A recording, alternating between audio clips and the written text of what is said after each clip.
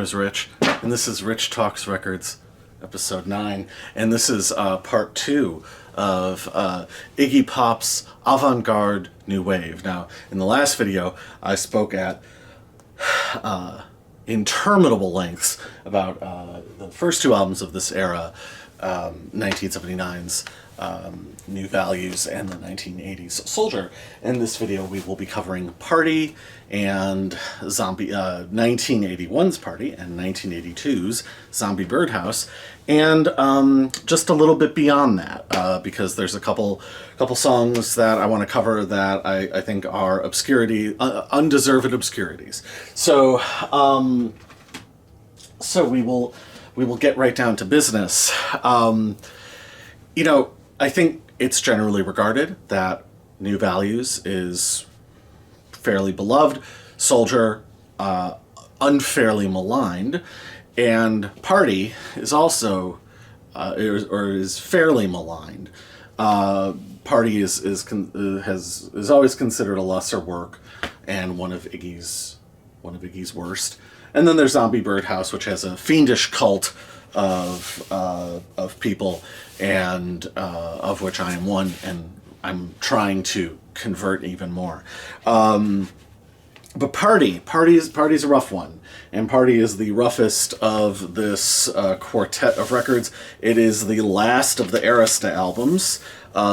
And unfortunately, yeah, I think I mentioned the last one. I got this at some point in Georgia in the 2000s. It's pretty beat up. It plays fine, you know.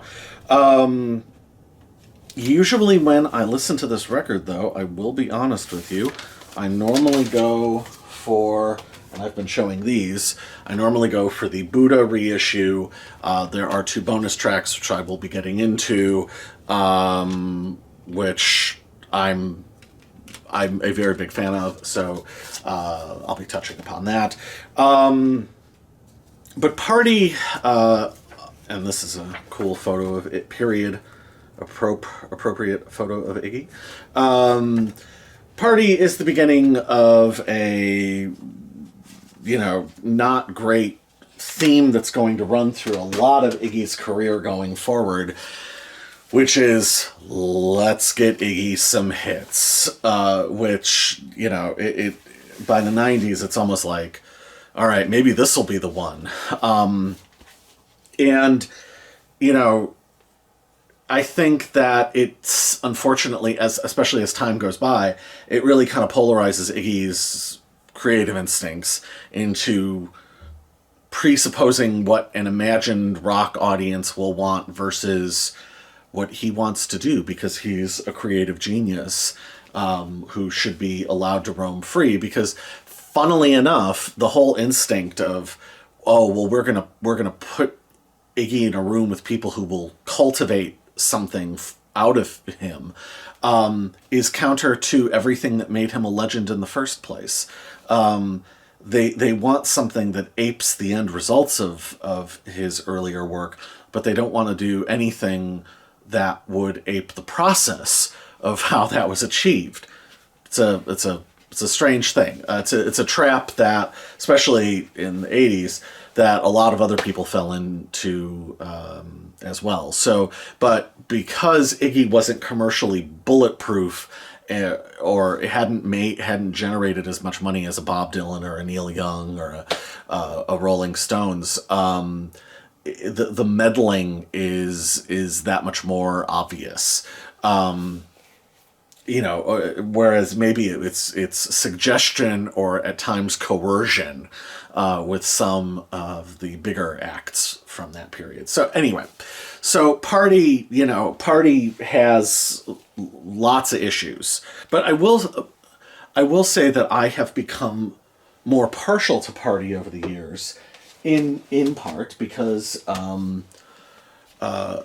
my wonderful friend Van is a big fan of this album, and he came to this album in the 2000s, as is my understanding. Correct me if I'm wrong, Van. And he was kind of free of a lot of the baggage of Iggy. So he just heard this record as is, and really appreciated it. And sort of in a weird, hearing it through his ears, if you will, opened it up a little bit more to me, because honestly, this was one of the last records of his that I got, and I would periodically listen to it. There are certain songs that I've always liked, but I would periodically listen to it and go, what the hell is this crap? And I really, after a brief period, I really came to love Soldier. I really loved what came after with Zombie Birdhouse. And I just was like, there's this weird dud.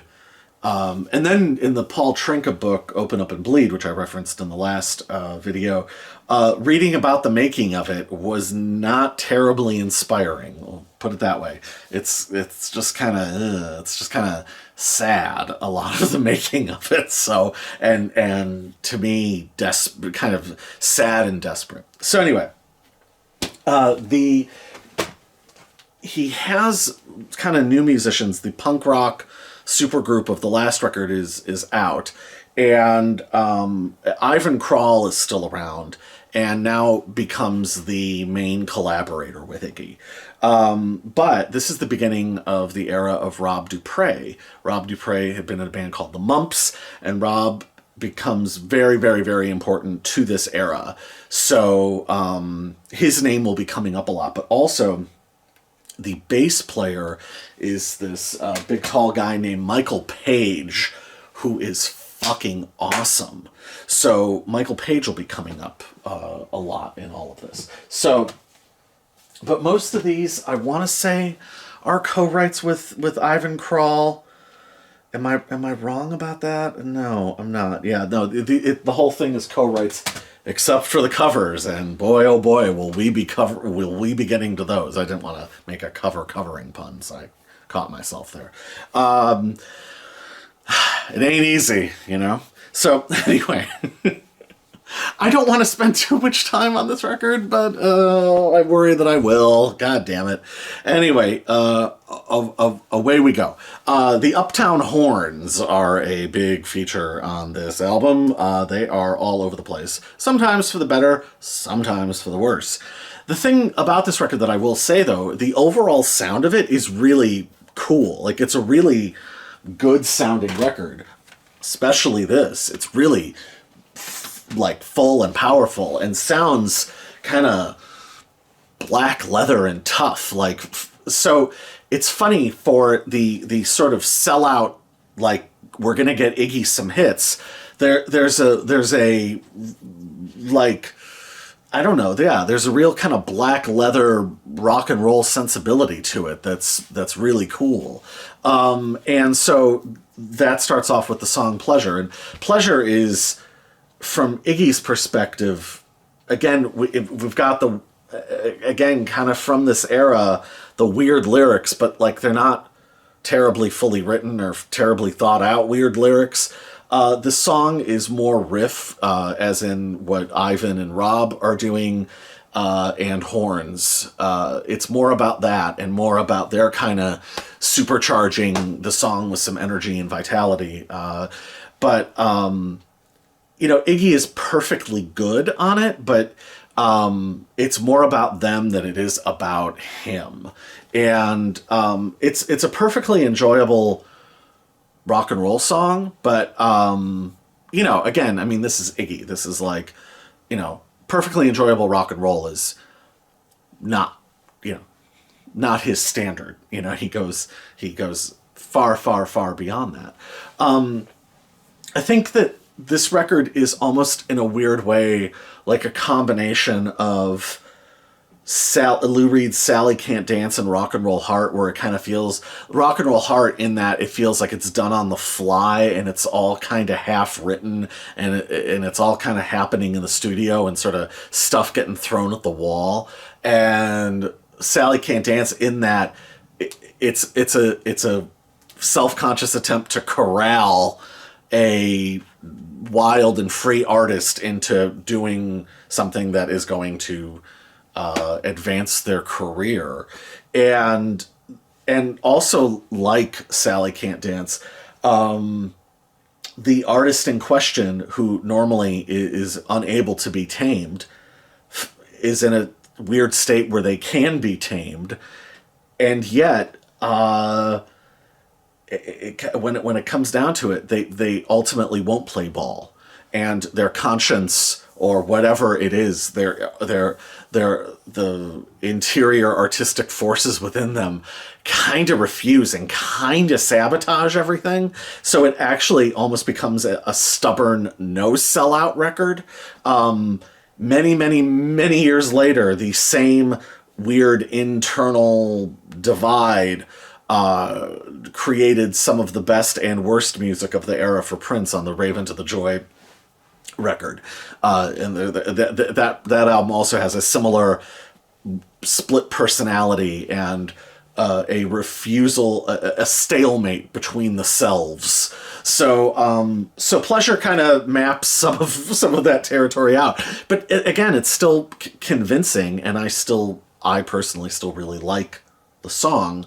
Then we get into Rock and Roll Party, and Rock and Roll Party, it's a song called Rock and Roll Party. Like, this is the man who made Funhouse. It's interesting and it works. It's got a great guitar lick. Again, Ivan Krall and Rob are absolutely fantastic on this. And the band sounds great, and the whole sound of the production is great. It's more written out than Pleasure, and it is more straightforward. Live, which I'll be talking about later, they take it into really interesting territory. But on this side, song 2, side 1, it works well to kind of perfectly advance the idea of the record along. And then we get to Eggs on Plate. So the album's sort of been keeping it together. It's kind of like the guy showing up drunk at work. Like it's holding it together, and then Eggs on Plate is like where things start to really go akimbo. It's a really strange song, and it's trying to keep up like the fun rock and roll party thing, which has been the idea of the record thus far. And no, it's like really, really, really schizophrenic and just all over the place, and manic and confused. So, I appreciate it for what it is, but, it's still a all over the place, let's try this, because there's not a central idea. I think the thing that people criticize Soldier for being, I think this album actually is.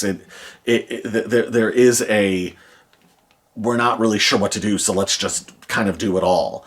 So, but that being said, the manic energy does sort of carry it off. So things are going well. It's a weird, so far, it's a weird record. It's an odd record. It's like Rock and Roll Heart. It's kind of a weird party that you're at, where it seems like keys might be getting thrown in the bowl, and maybe the punch has been spiked, and people are starting to act out a bit. And then things kind of go to hell. We get to the next song, Sincerity, which is, I feel like Iggy sings it. I feel like the way Iggy sings it is almost, he's almost sort of communicating subliminally, like, can you believe this piece of shit? Like, it's a fairly dire song. It's kind of a non-song, and it just infinitely below his talent level. The horns, the Uptown horns, it's insipid. It's Hallmark card horn music. It's just, yeah. And then Iggy turns, I'm going to get, I'm going to get a beer is sort of the largest idea that the song has. It staggers in an uninteresting way, because it doesn't it has nothing to say. I'm going to get a beer. That's what it has to say. And not that these have to be major statements, but I think if the music has any sort of conviction behind it, or push behind it, or something, Lou Reed's "I'm Banging on My Drums" doesn't say a lot, but it says a lot. It works in spite of its like rigid minimalism. It actually does say something. But "Sincerity" is just fluff from a man who does not do fluff, and not only does not do fluff, but you feel like it hurts his soul to do fluff. Then we get to the next song, and I think that if you pull, "Sincerity" really does kind of yank the rug out from side one in a way, because if you take that out and if it goes straight to the next song, which closes side one, which is "Houston is Hot Tonight," that's a fairly seamless run of songs that is more weird and interesting and creative and cool than, I feel like "Sincerity" just shows up the flaws of what you're hearing. Whereas taking it out, you could, I think you can get into the vibe of this record easier without "Sincerity, but it's just sort of there to remind you, like, hey, it's a party, guys. "Houston is Hot Tonight" is, it's kind of like "Rock and Roll Party." Like, it's, first of all, another great lick. But it's just such an odd song, and it's a weird party that you're at. You're all of a sudden dropped into like, "Sincerity" drops you into like, an 8th grade pizza party at the rec center. But all of a sudden with "Houston is Hot Tonight," you're kind of back in Weirdoville. And again, I really like the song, and I just wish that "Sincerity" weren't there sort of screwing up the sequence, because without it, you have a cool, weird, interesting side of music. Maybe not great, but again, something that you can that you want to listen to. And, new age affectations aside, right? But then flip the record over and you get "Pumpin' for Jill." And, again, another one of Iggy's kind of weird character study things, sort of back to the New Values Soldier thing, where he's working at a gas station. He's pumping for Jill. And it's a completely ridiculous song. It's a completely ridiculous premise. However, the music is so weirdly emotionally resonant, and I would have to imagine, since he replicated it live, that is Rob Dupre on the EBow. It is emotionally evocative, and also has a really great, like, weird stun gun guitar solo. And between that and the sort of comforting la la la la's, which, if you've read your Iggy interviews, that's like, la la la's is sort of Iggy music writing code for catchy, or like trying to sort of pull like a musical parlor game move on you. Like, and I love that about him, and I love that he's honest about that. It's like one of my favorite things about him. And the other thing is, the song like goes on like a minute longer than it should. But the thing is, the band hits a fucking groove, and you've got that beautiful EBow, this like gorgeous, again, emotionally evocative EBow over the top of it, and it works, and you just don't want it to end. There are certain songs and certain bands that hit certain grooves that you just want them to ride it out.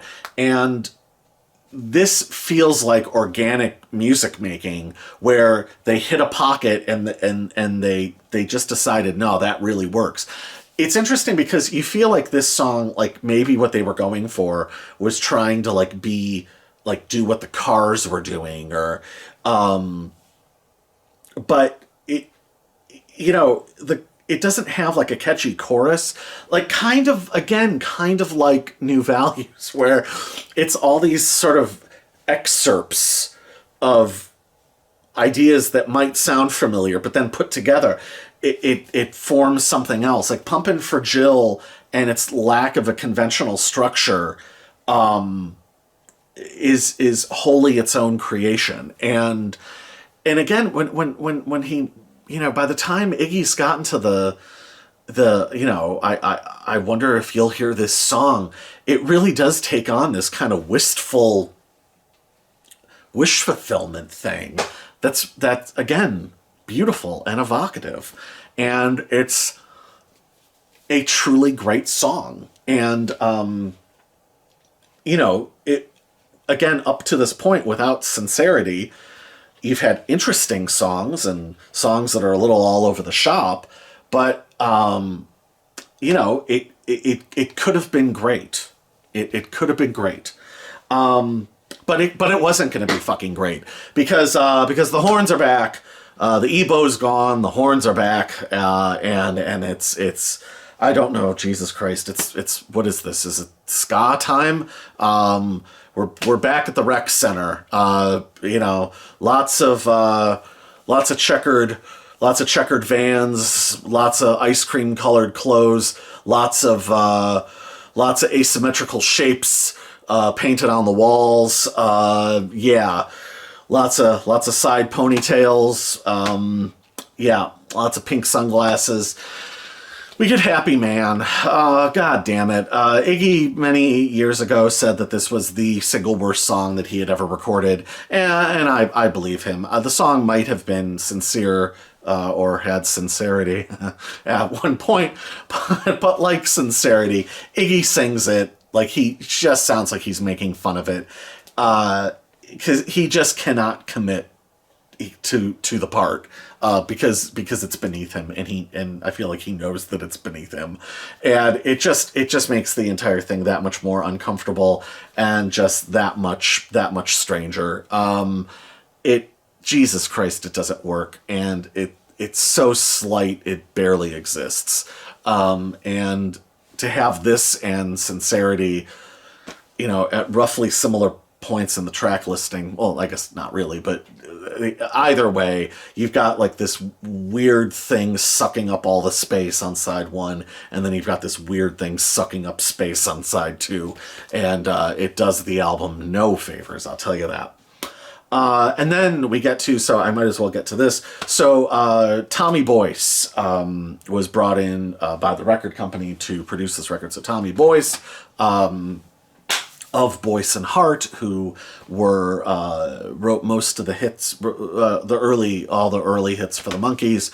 But Boyce and Hart weren't specifically producers. I mean, they produced some things, but the idea that they would bring in Tommy Boyce to like be the hit maker on this is again a very odd decision. And Iggy and Tommy Boyce apparently became coke buddies. So that the idea of we're going to bring in this guy who's going to be disciplined and make some hits, make some new wave hits for the kids to dance to, for something that could sit comfortably on the Last American the Last American Virgin soundtrack or something. Yeah, no, that didn't fucking happen. They became coke buddies. But the next song is Bang Bang, which the Iggy had, I don't know how far along the album was, but at some point they said, you need to write a hit single. I mean, again, Iggy, like, being told by the Suits that he has to write a hit single, like, what is going to happen? So Iggy writes Bang Bang, which Bowie later did a cover of that's not even really worth talking about. Bang Bang is, I think, something of a work of genius. It is the next stage of what he was doing on songs like Mr. Dynamite and I'm a Conservative on the last album. It is, the lyrics almost read like one of the pamphlets from like the Church of the Subgenius. There's a music video. Have you ever seen that fucking thing? The music video for Bang Bang with Iggy in like the white, like Adam and the Ants, like pirate shirt, and he's got like all these earrings, and Oh, and by this point, Iggy was missing the tooth. So missing tooth, he what appears to be a cable access set, and then the phalanx of Vestal virgins are revealed, and I think the concept of the song slash video, if there is a concept that unites the two things, is like Iggy is maybe like a cult leader for like a Children of God sect, except it's like a satanic cult or something. It's really weird and really creepy, and for once the production affectations really work because the song is in such stark contrast to the strings and the keyboards and all the sort of attempts at hooks that Tommy Boyce builds on top of this thing. So the war of the selves, the war within, is played out, and it's played out gleefully and weirdly and creatively, and it comes together. It works. You know, it's not split. It's not trying to find a middle ground between the manic what the fuck craziness of Eggs on Plate and then the absurd kind of insulting Happy Man. It all comes together, and God, it's gloriously odd stuff. So Bang Bang really works, and I could see why Bowie wanted to cover it, but Bowie doesn't pull it off because this is weird, specific, kind of psychotic state music. So, like, if it was if like the first three songs on side one are a manic state, it's now like full blown like blackout psychotic state. But then that ends, and boy, does it come to a thundering end. Because we get to the covers, and apparently, I guess Tommy Boyce played a big role in the covers, from what I understand. Oh my, oh my, oh my, oh my. If you thought Sincerity was the worst song Iggy had ever recorded up to this point, and then he says, fuck that shit, wait till you get to side two with Happy Man, and of these two weird songs, well, boy, they were saving the worst till last. You have a kind of note-perfect recreation of Sea of Love, which Iggy sings effectively, a little blank, but, you know, again, I kind of wonder if that was sort of new wave affectation blank. But good Lord. What are they doing? Why is this on an Iggy Pop record? Again, this is the man who made Funhouse. This is the man who made Raw Power. This is the man who made The Idiot. This is the guy who a year before made Soldier. I love that album. Jesus Christ. And then, I think to sort of add insult to insult, like, he was outdone by the fucking Honey Drippers. Because they had a bigger hit with it, like, 2 years later. Huh? What is the point? Why does this exist? Why is this on an Iggy Pop record? Again, it's you know, better than Happy Man or Sincerity or What Comes Next, but it's really weird. Again, I think that if they had really kind of gone with this idea of like, it's a party, so you have maybe like the faster new wave songs on side one, and maybe if they did more covers or something really, or went with all slow ballads, like one side's for dancing, the other side's for romancing, I could get that, but it just feels like they needed material to fill the record out. I mean, people like to use the word filler. This is like ultimate filler. And yet we haven't gotten to the worst. The album then ends with a burp of a fucking cover. Again, a note for note recreation. It's just fucking karaoke shit of the 60s garage song Time Won't Let Me, which if you're like me and you grew up listening to Oldies 104.3 WJMK, you heard Time Won't Let Me 80 billion times between spinning wheel and vehicle. Like it was just one of those songs, or what's that, Lucy into the skies with glasses, that song. Like you heard these songs 1,000 times without ever even thinking about them, you know? So like they even recreate the exact backing vocals. Like, what the fuck is the point? Except Iggy totally sabotages the entire thing, because he sounds like he hates this shit. He sounds, you know, if he sounds blank or somewhat indifferent on Sea of Love, this is just contemptuous. But it's like, who is it contemptuous of? Because ultimately, we're the ones who have to listen to it. And ultimately, 40 whatever years later, I'm the idiot fucking reviewing it, right? You know, like, this is what goes down forevermore as the end of the album. What the hell? I had the nerve to complain about Billy as a Runaway ending New Values, for fuck's sake. Billy as a Runaway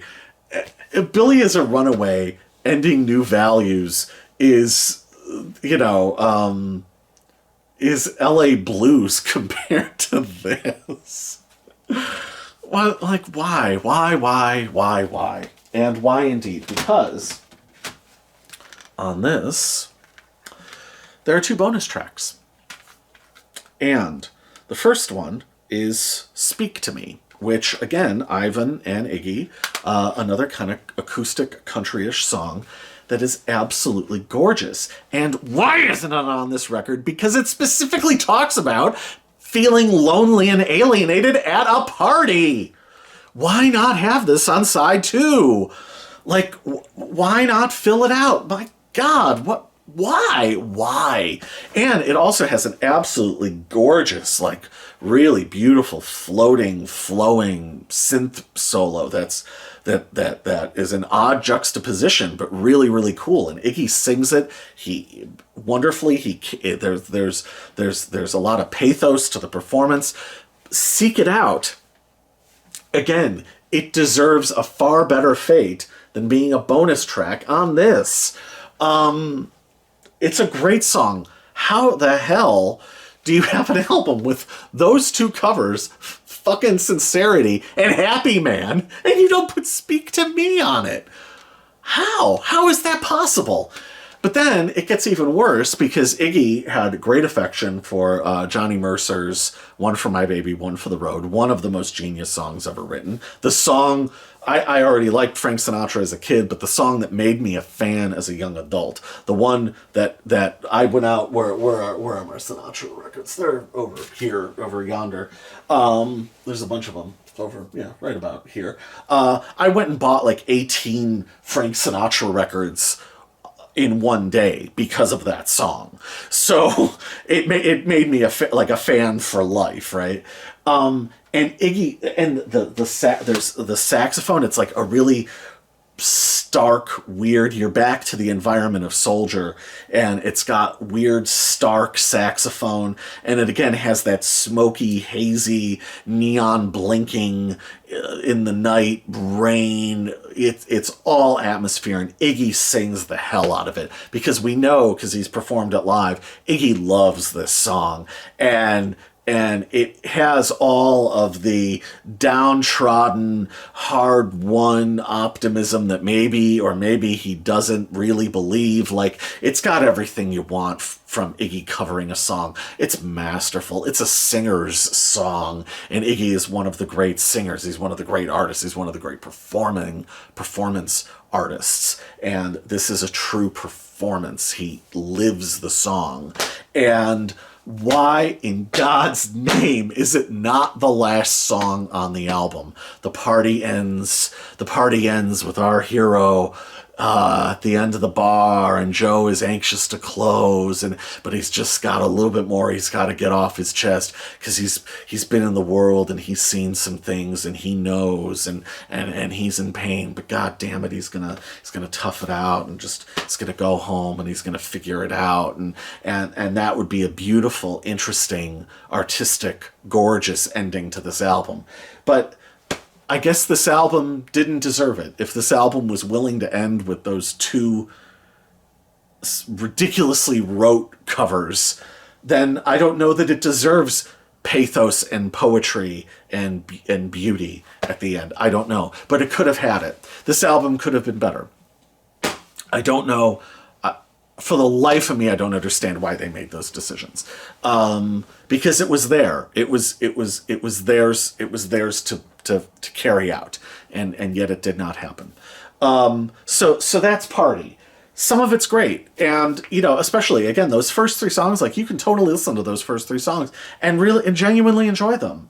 But yeah, it's a rough one, and fortunately, what came before and what came after is infinitely stronger. So I'm going to talk about this because this needs to be talked about. So this is from the tour for Party. This was a Target video release that would have come out in the 80s. And I got it in the 2000s. MVD put it out. First of all, I should say that Joe Reese, who started Target Video and shot a lot of this stuff, I talked about Target Video a lot in my Black Flag videos. He's a national treasure for having captured all of this incredible art on video. He's a fucking hero. This is amazing. This is all, of course, up on YouTube now. But this is an absolutely fascinating performance because I think that if you want to make your own version of Party using the bonus tracks, by all means do it. Or you could skip Party because some of the coolest stuff is on here. This is the real Party. So I cannot recommend this strongly enough. First of all, Iggy comes out in a Marlon Brando Wild One, rider's cap, leather jacket, blue scarf. So very cool, he's still missing the front tooth. So deranged, weird. The hair from the New Values period is grown out, the dyed jet black hair. So he looks scruffy and vampiric and weird. And then we get to the rest of the outfit, which is a skirt and nylon stockings and garter belt. So he's got like a motorcycle gang cross-dressing vibe going. And on this tour, we have some serious musical upgrades. We've got what's Valentine's name? Gary Valentine. So there's three guitar players. So we've got Rob Dupre, Gary Valentine, but then motherfucking Carlos Alomar. Yeah, that Carlos Alomar, the David Bowie Carlos Alomar, is on this thing, and Carlos Alomar is dressed up in fatigues with like a what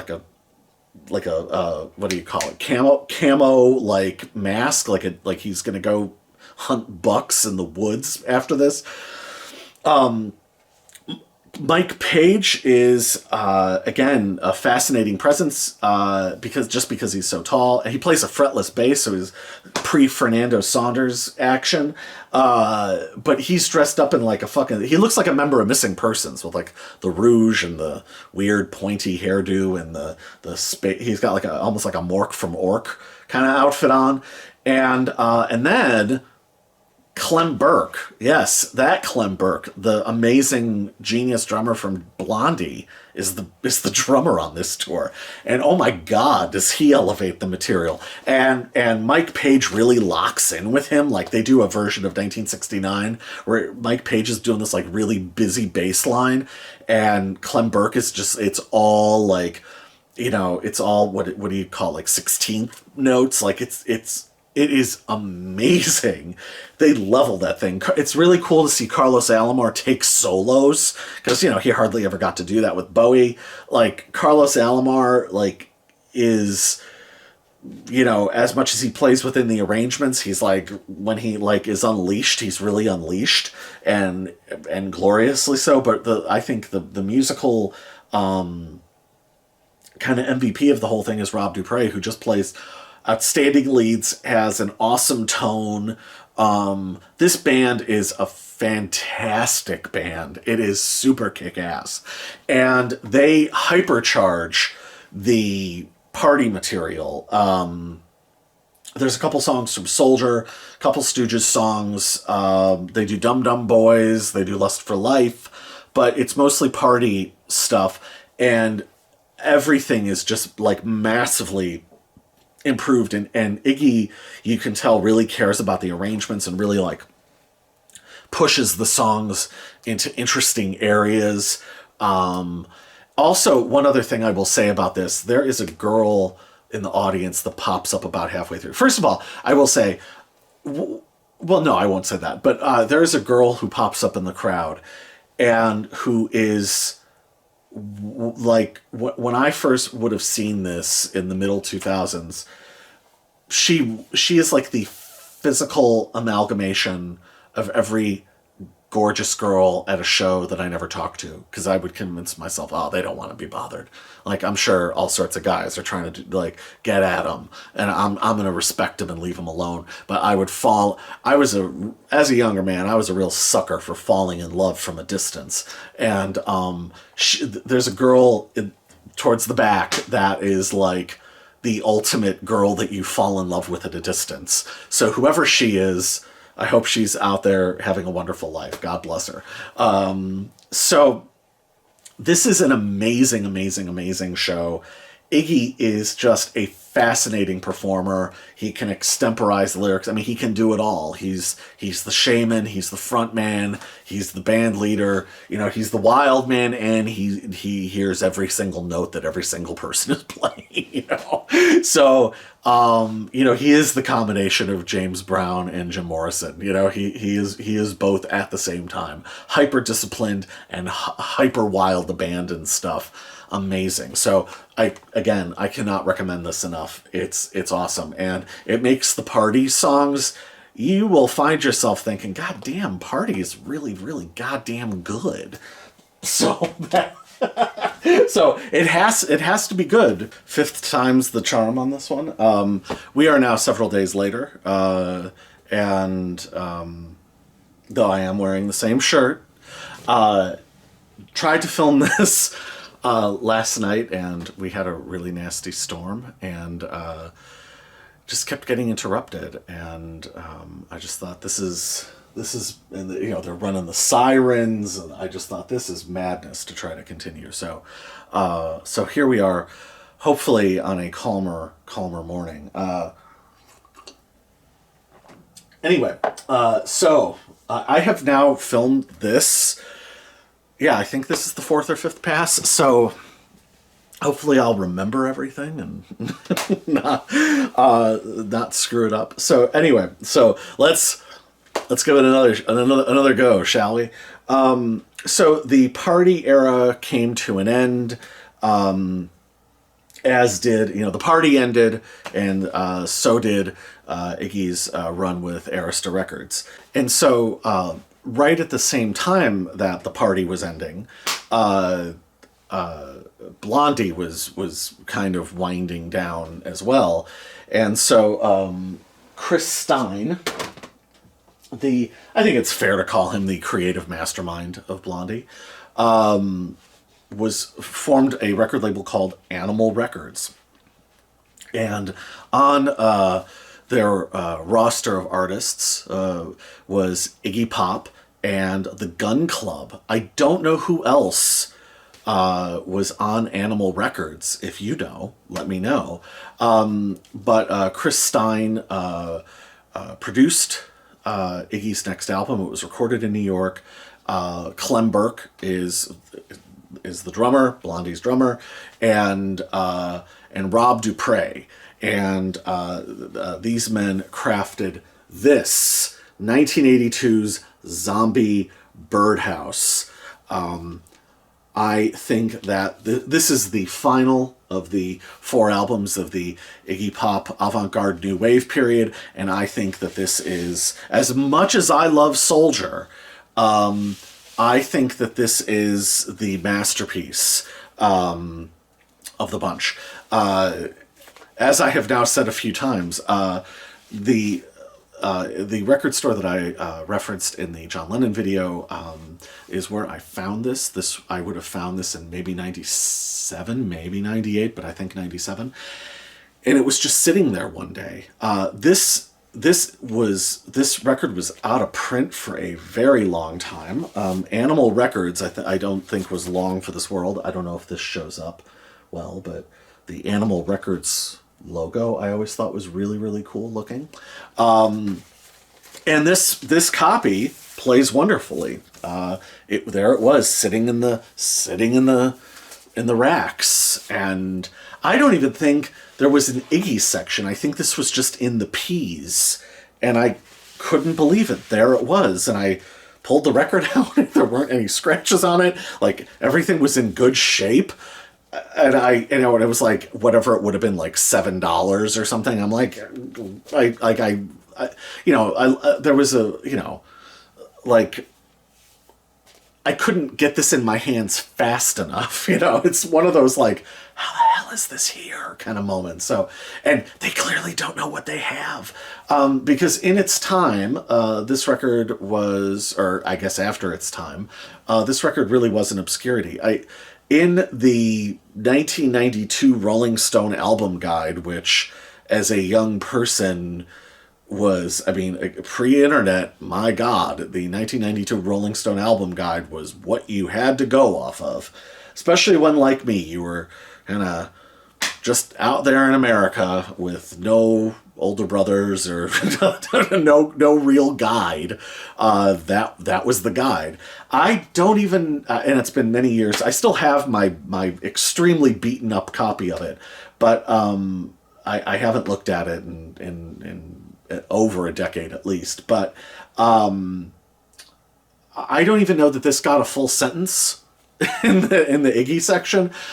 This record was just considered a curiosity and just something of a artistic extravagance that was best left forgotten. So I played this record and really fell in love with it. It wasn't like Soldier, where there was a learning curve period. This was pretty much right off the bat, like, within like 30 seconds, I'm like, oh, this is a serious record. This is real stuff. And I was all in. So as you can tell by the album artwork, Iggy had seen a exhibition of Haitian art and got really into it and went down to Haiti. And I believe that's where the album was written. I've seen it said that it was recorded there too. It was not. It was recorded in New York. But I've even just the album cover, I always loved this artwork. I just think it's fantastic artwork. A couple of years later, I bought this CD reissue that was put out by IRS. And the main reason I would have bought it is because it has the bonus track, Pain and Suffering. So I was like, there's a bonus track from the zombie Birdhouse era? Fuck yeah, I'm in. So that was a no-brainer. There was an early 2000s issue that had a whole second disc that had a complete show from this period, and I don't know how else to say it. My ex-wife got that one, so I hope she's enjoying it. So I never got that. I had a version of it for many years, but I haven't seen that one. I haven't seen that one in a decade either.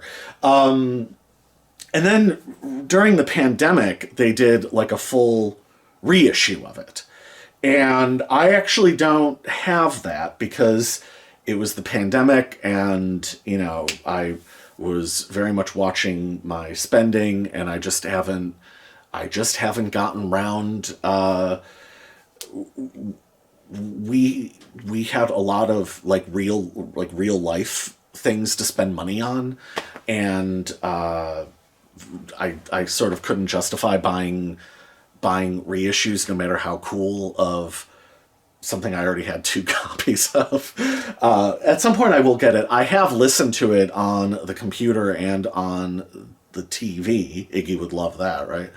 And I will say, it's very impressive. It really jumps out of the speakers. At some point I will have it. But here's where I will talk about this. When James Williamson did the remix of Kill City, I think, as a listener and as a lover of this music, I think that James made it the record that it always should have been. But due to the chaos and turmoil and limitations of making that record, and it was, excuse me, done on the cheap, it was what it was in the initial Bomp issues. But I think that it finally got fully realized and James Williamson did beautiful work on that reissue. I think anybody who's I've never heard a dissenting word. The first and kind of most famous of remixing one of Iggy's old records, of course, was Raw Power, which had the 97 mix that Iggy did, which I loved. And there are things about it that I prefer to the original Bowie mix. However, and there's an argument that it makes it too much of a normal rock record.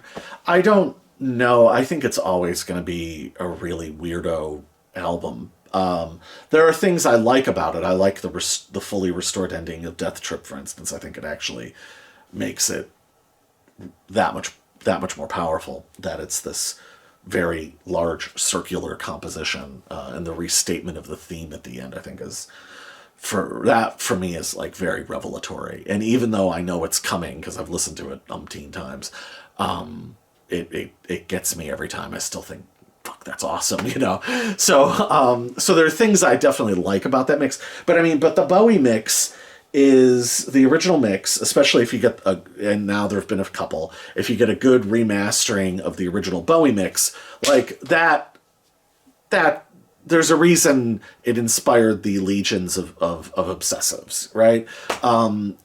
And that is an album and a production style in its original state like no other. The Iggy mix is also kind of like no other, but I think that part of my thing with Zombie Birdhouse is, and I'm now going to make a hell of a comparison.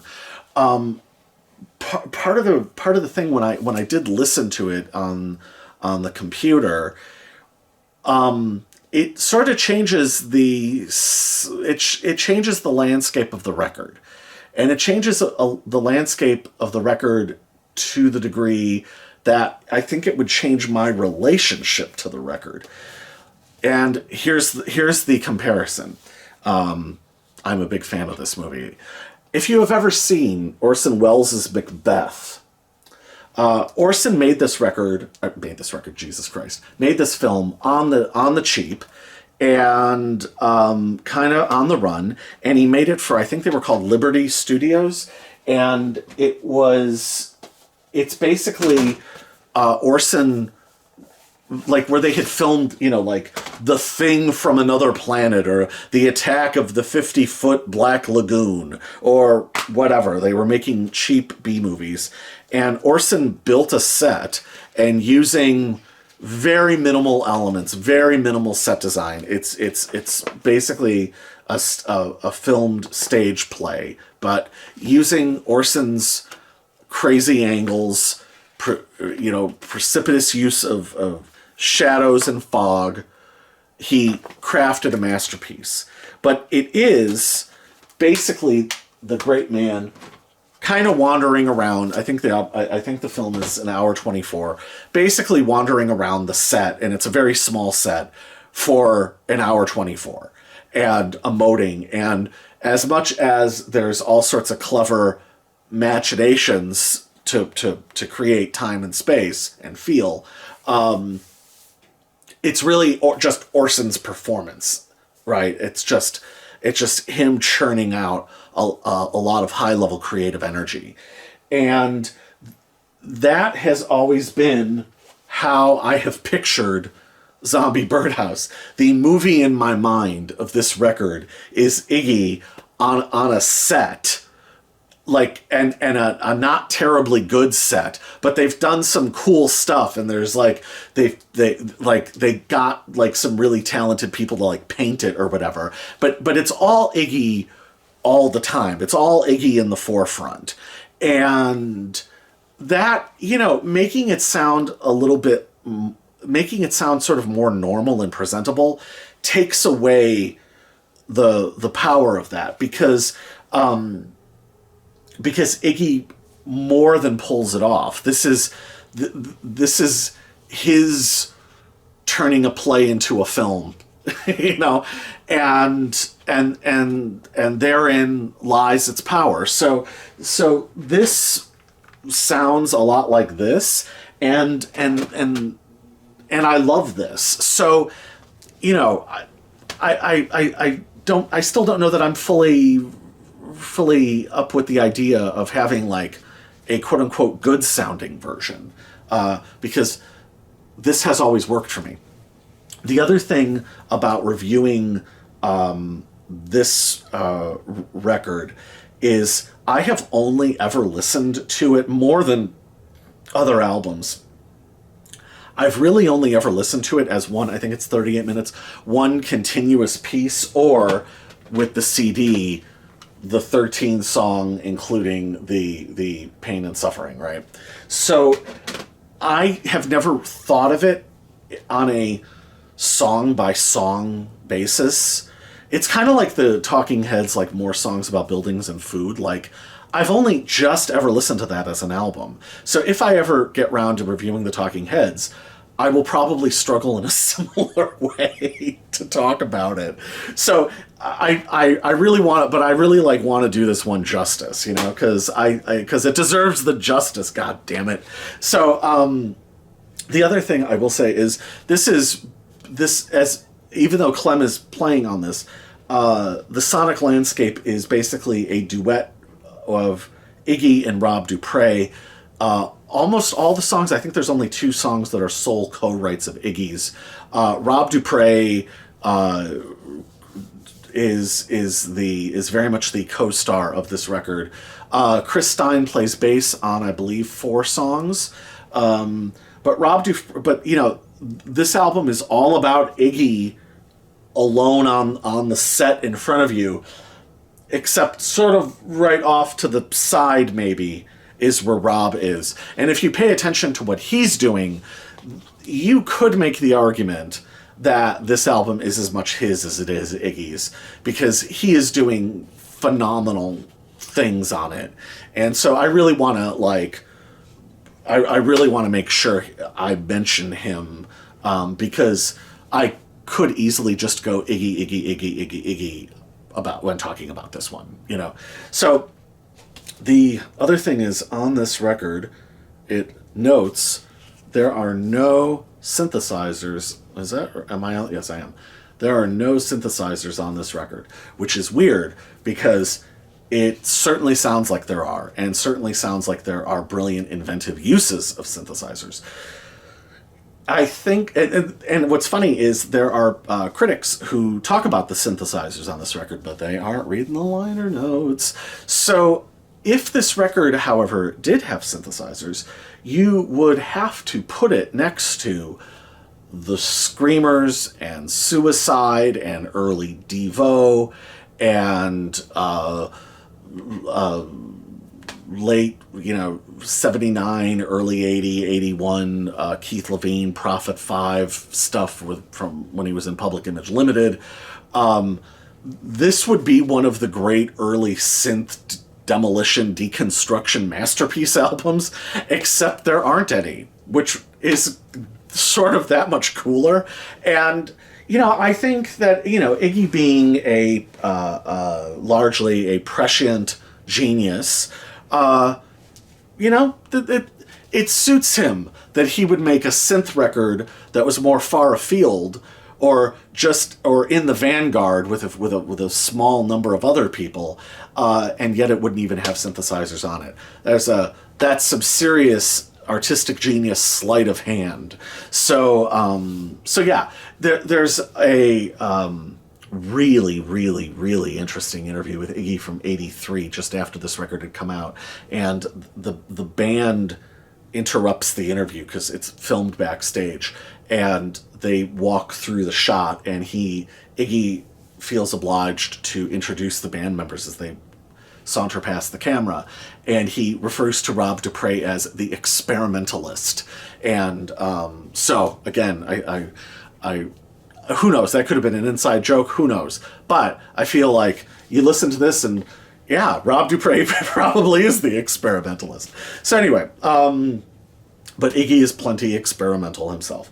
So the first song is Run Like a Villain. So this record lays out its themes and ideas very quickly. This is basically an album about modern primitivism or the electric jungle or survival within. It is, and it you know, it's not all over the place, and it's not searching for direction, and it is remarkably consistent in tone, and at times it almost feels a little bit like the Spoon River Anthology or something, where it's all tales of people in the same town, or a Rashomon, different events from different points of view. You can look at it in any number of ways, but the song is a fantastic, brilliant, hard-charging piece of just great rock and roll, but it also feels very reduced and compressed and modern and electronic and just heavily modified. But Iggy's lyrics are, you know, again, the historical breadth from Richard Nixon to ancient Egypt. You know, he weaves it all together. And even what seems like a non sequitur in the early, where he's like, nights like this appeal to me. You know, like he even weaves that in later. Like, no, that's part of like the hook of the song. Like it's just brilliant, and the way he, like, even just that, like the way that he brings that back around, and it's not just a weird poetic non sequitur, you know. I feel like in the 90s a lot of people tried to make records like this in a way where it was just a big studio-ified art project, and they were going to kind of throw in random, I feel like that was a very 90s thing, to kind of throw in a lot of random stuff, and a late 90s thing, you know. And I feel like Beck made records like that. I feel like REM's Up is like that. I don't think any of those records, you could even make, what's the Strummer record? Is it Earthquake Weather? I feel like that's a little bit like what, going for a similar thing. And I don't think any of those come anywhere close to this. I think this is the masterpiece of that.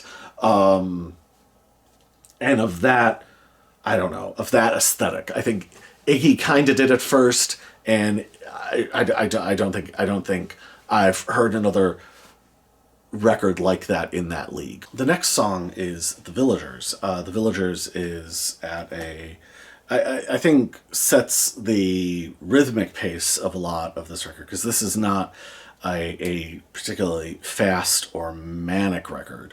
It's creatively hyperactive because it's overflowing with ideas, but it actually comes at a fairly steady rhythm towards you.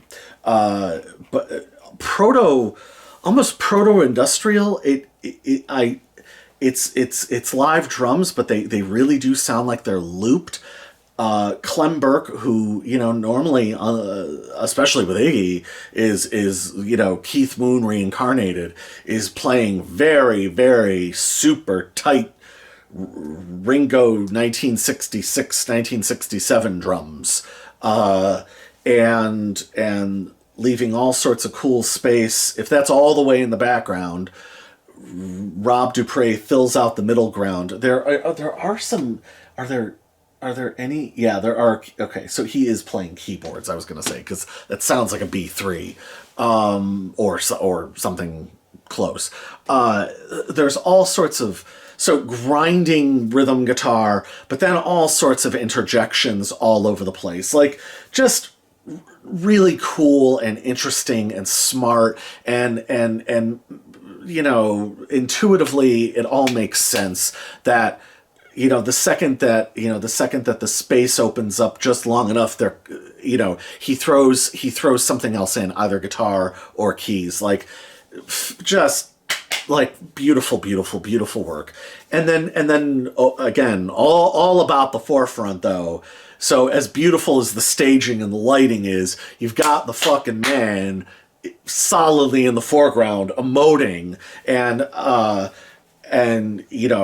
using the baritone, and again, historical breadth, tying together the second round of the Cold War, ostensibly the villagers. So he could be talking about native tribes somewhere in Africa. He could be but he also could be talking about Salem. Again, tying that into the Cold War, the folly of man. There are, instead of guitar solos, keyboard solos, there are Iggy poem solos or word solos that are plain spoken, and it all forms together, that you have these magnificent images and Iggy's sort of walking around slightly theatrical singing, with again juxtaposed against the very stark societal critiques. It absolutely works. And part of what's cool is, starting on this song, Iggy starts doing something that he gets criticized for here and there, but is he purposely throws in some unbelievably flat vocal runs, especially towards the end. And the thing is, if you're really listening, like if you're especially if you have headphones on, or like you're in close quarters and you are really, really concentrating, that's not him. There was a review that I saw of this where they were like, oh, the guys in Blondie were too in awe of their hero to tell him that his voice was going flat. It's that type of reading of intention into things that drives me absolutely crazy, and that type of mischaracterization. So shit like that drives me nuts. Iggy knows what the fuck he's doing. And I remember seeing a clip of him back in the 90s, and he was talking about being influenced by John Coltrane. And he said that he wanted to do with his body what Coltrane was doing with the saxophone, specifically the soprano sax on My Favorite Things, right? And if you really fucking listen to this, like, he has sung the whole thing. First of all, he sounds great on Run Like a Villain, but then on this, like, he's singing in his fantastic lower register, which he's always great at and always works for him, right? So it's not like he can't hit the notes. You have to think, like, is he doing this on purpose? And if so, why? And I really think, and as the album goes on, I'll say more about this, but he's using his voice as an instrument, and he's purposely contorting it and making it reach into weird shapes. So if singing it perfectly is like making a perfect circle or a perfect square, no, he's contorting it. So it's a weird, wonky, bendy wire circle. It's an approximation of a circle, and he knows what he's doing. And you think, you think he wouldn't have done a take two. Like, think about like how disciplined Iggy is in regards to his work and how like hyper focused to detail he is. Like, listen to him talk about his records. Listen to him talk about other people's records. Listen to the things that he picks up and notices. Like weird, hyper specific, tiny fleeting moments that his brain seizes upon, right? Like, you think he doesn't know what he's doing with his own voice box? You think he doesn't know his voice better than anybody else's voice? Like, so I love, and again, this is the space to do it, because he's you know, it's fucking Macbeth. He's alone on the stage set, and there's shadows and fog everywhere, and he's the like he knows what he's doing. He knows what he's doing. You know, so I'll probably have even more to say about that, but like I love that he has the guts to do it on this record. I personally think it's cool. The next song is The Angry Hills, and much like The Villagers, it's slower than The Villagers. It could have been a pretty ballad, but again, the sonic landscape is very similar. Clem in the back, super tight. There's a little bit of percussion.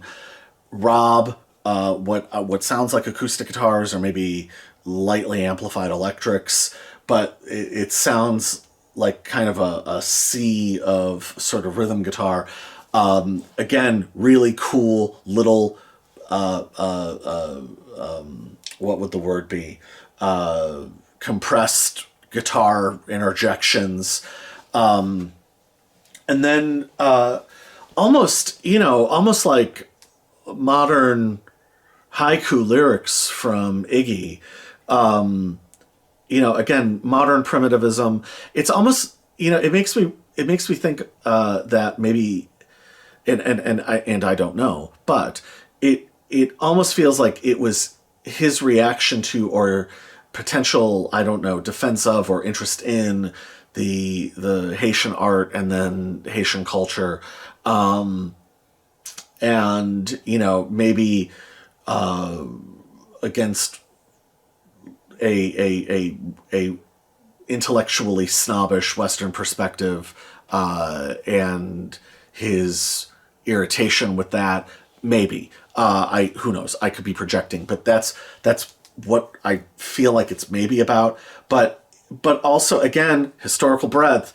He weaves in the Star Spangled Banner, and then it's, in a gentle way in the Angry Hills. So there is the juxtaposition that, so again, whatever the modern primitivism is, and wherever this land is, this movie set that Iggy's on, that he's bringing you into this world, in a gentle way in the Angry Hills is a really beautiful juxtaposition. But to make it even better, because the man's a fucking genius, see, you have these very what would become prototypical kind of 80s, like pretty wordless backing vocals. And Iggy, in the spirit of juxtapositions, such as being in a gentle way in the Angry Hills, Iggy totally, and this is in the upper register, totally goes flat, totally juxtaposes his flat voice against the very, very pretty lulling background vocals to make a harsh juxtaposition and a gentle song. Fucking awesome. That's awesome. So, Iggy, the master of this type of shit. Like, it's what I love about him. Life of Work is something of is something of just pure genius. And again, dismissing this record as a self-indulgence or self-consciously eccentric is absurd. This is serious work. And so, again, the on this one, the drums or drum machine or percussion, it's not a full drum set, is turned way the fuck down. It's almost subliminal. And you've got Rob Dupre doing. Most people would think that this was some sort of synth-generated noise that is modified and compressed, but it must be guitar. He's doing that with guitar feedback, which is really, really, really cool.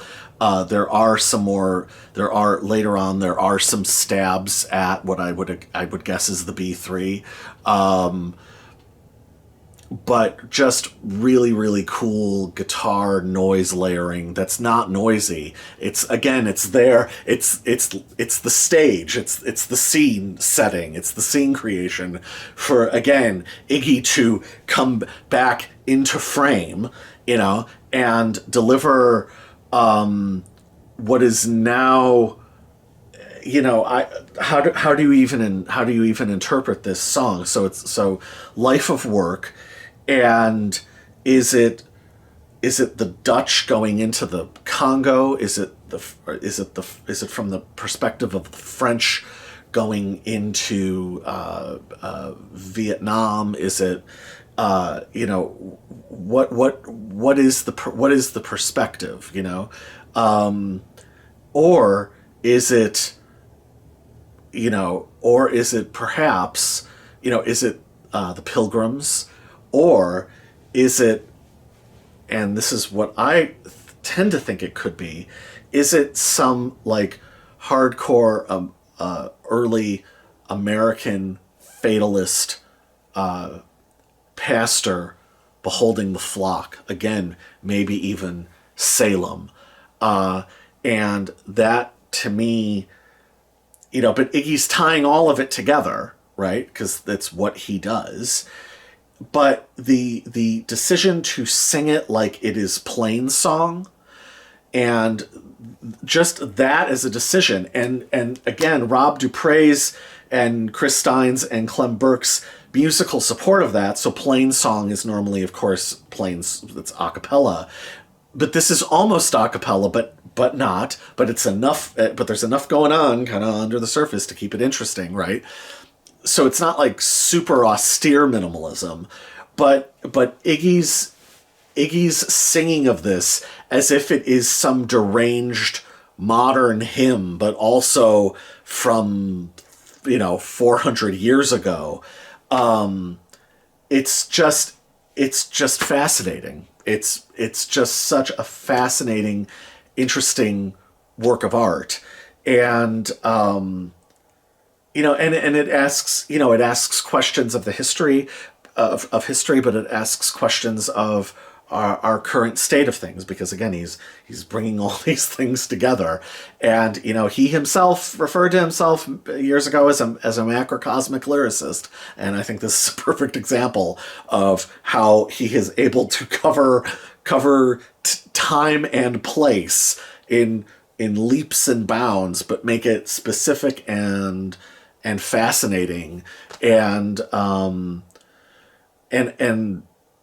yeah. So it's one of my favorite things that he's ever done. It's just an incredible, idiosyncratic piece of art. And one more thing about Rob Dupre, as the song is fading out and ending, they modify the waves of feedback to mimic almost like a drum fill, like how drummers go at the end, like it wah, wah, wah, wah, wah, wah, wah. Like, so I love that they use the feedback to mimic a what would normally be a drummer sort of cueing the band to wrap it up.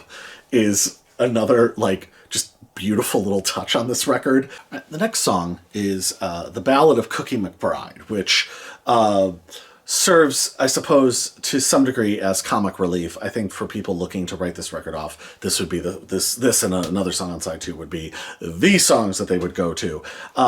Yes. So, again, like weird muted drums. How is that not a drum machine? How is that Clem Burke? Is it? Like, what the fuck? Iggy sings it with a highly exaggerated, and, again, he's very loud in the mix, upper part of his register, exaggerated, ridiculous, caricature-ish Southern accent. And Rob Dupre fills in with some slide guitar, not obvious slide guitar, but kind of, it's sort of Western-ish or folk-ish, country-ish. And again, this is a serious work, and we had just come off like the most serious song. So why is this here? And you start really paying attention to the lyrics, and the song could be about, well, it could be about many things, but it could be a Civil War defector, or it could be somebody who, not having a lot of opportunities in life, made their way out to the gold rush, and is looking to pan for glory. So it is. There are some really stunning, fascinating images in this song, centered around unmarked, rain-filled graves. And, I think that this, in a different setting, in a different world, modify a few things, this could have been something on the American Anthology of Folk Music. It's just a hop, skip, and a jump away. And it is... I think it sounds, on one hand, it sounds ridiculous. But again, it sounds ridiculous on purpose. He knows what he's doing. He knows why he's doing it. The question is, you have to go to it and say, well, why is he doing that? And I think you very quickly find your answers. And it's yet another sort of dimension in this tying of the past to the present and the spanning of the globe and spanning of history. He does it yet again. And so even the comic relief is not terribly comical, and all the more fascinating, and I dare say widens the breadth of the album even further. Also, the experimental, let's fucking do it, let's go for it spirit of the album allows for something that that most vocalists normally wouldn't do, or you normally wouldn't go to that place. Then we get to the final song. Is this the soul? Not the soul, but is this yeah. So this is one that he wrote all by himself. And the next song, the end of side one, is Ordinary Bummer. Thematically doesn't tie in that much with the rest of the record, but that is okay, because sonically and performance-wise, it absolutely does. And again, it's an interesting way to end side one, because you could have ended it with the Ballad of Cookie McBride as sort of a light relief as you go to head into side two, right? Instead, Ordinary Bummer is a moody reflection piece.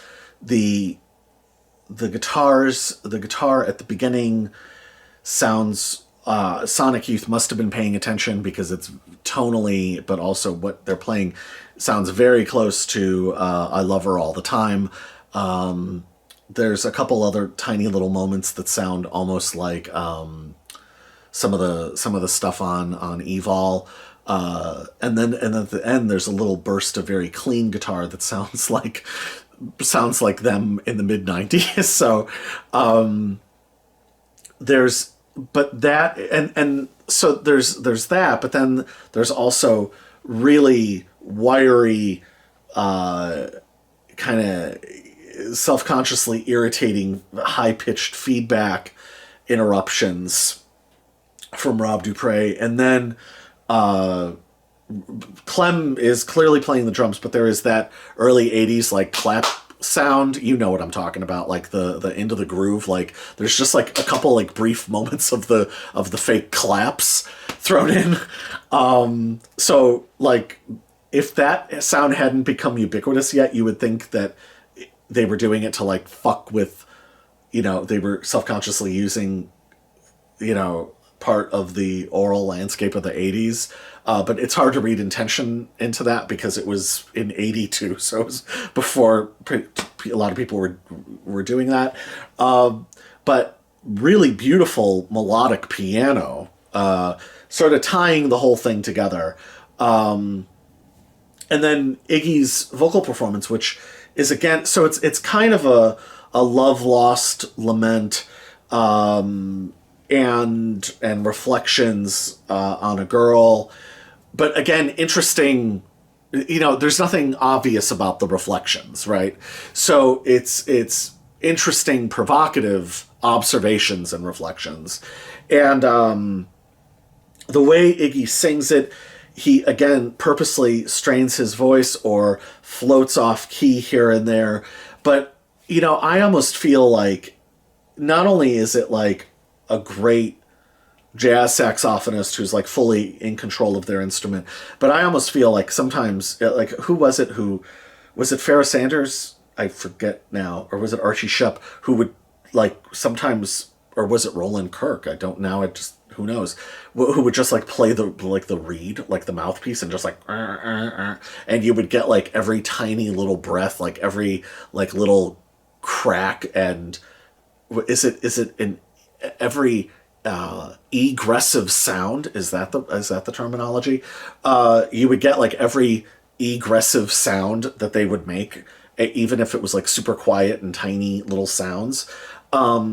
Iggy does that to great effect, and like the end where he sort of, I don't want to say moralizes, but sort of tries to sort of wrap it up or give some sort of, kind of a summation of that's the way it goes, and which is what I think those are the highest notes he's gotten to on this, and it's just very, very, it is the high and lonesome sound, right? And as they said about Hank Williams, grain of the voice. So it's a really, really cool artistic vocal performance that he makes a lot of weird decisions that, again, you normally wouldn't make. And so it's a really cool song filled, just the juxtapositions between irritation and melody, between something presentable and something highly, highly idiosyncratic, is just, it's fantastic. So, and then we flip the record over. Side 2 of this amazing album opens with Eat or Be Eaten. And I'm very irritated with myself because in an interview from this time period, Iggy specifically attributed this song to his influence by an author whose name I can't remember. God damn it. Anyway, and I tried to find the interview again yesterday, and I just was like, no, this isn't it. So, son of a bitch. Anyway, so this song, we're kind of back into the world of side 1 and the modern primitivism, though that ending with Ordinary Bummer, this is now the sort of the playing field is now more about less maybe about social observations and political or societal or social critique, and more about personal relationships. So this is there's images of dangerous women, but then tribalistic stuff happening and being juxtaposed against itself. Again, hard to believe that these aren't synths. They must be keys or heavily modified keys, or Rob Dupre's doing that with guitar feedback. If that intro is guitar feedback, then Rob Dupre is truly one bad motherfucker. Like, that is to do with feedback is really cool. But I would have to imagine it's like, they're doing like some Eno-esque modified keyboards, which is still which is still pretty awesome, you know. But then, you know, it's funny though, because like it's, you know, he'll be dissonant, but then there's parts of it where it almost sounds like what he's doing is like, almost like a little kid's telephone, like he's hitting the buttons on a little kid's telephone. The drums are a weird mix. It has to be Clem versus a drum machine. It has to be.